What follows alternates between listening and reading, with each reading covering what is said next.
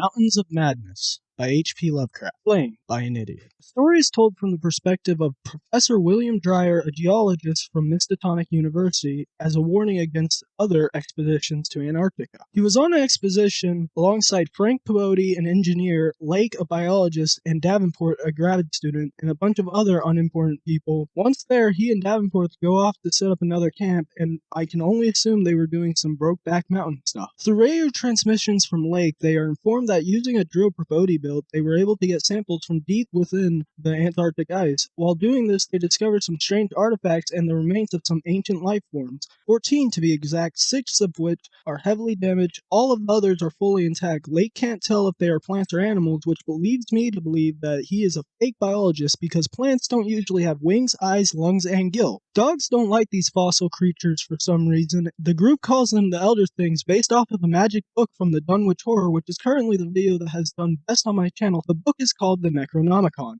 It gets really windy. Dyer and Davenport lose contact with the group, so they go to check up on them after the wind dies down. Turns out everyone's dead aside from Lake and one of the dogs who are missing. Several of the dogs and humans' bodies have been dissected and the fully intact Elder Things are missing. After discovering this, Davenport and Dyer decide to investigate further into the mountains instead of going on to the boat like rational people would. Past the mountains, they discover an ancient stone city. Murals within the city show the history of the Elder Things. They came to Earth around the same time that the moon was formed, and using a slave race of creatures called Sogoths, which can take the shape of almost anything, they built the cities all around the world. But as time went on, the Shoggoths gained more independence and the Elder Thing civilization started to collapse, and one by one their cities fell until this was the last one. Dyer and Davenport find the body of Lake and the dog and run into a Shoggoth. They flee and make it back to their plane and escape. Davenport looks back and goes insane. Also, there were blind 6-foot-tall penguins inside the city, and the Elder Things might have had a war with some aliens, I think. And it's implied that in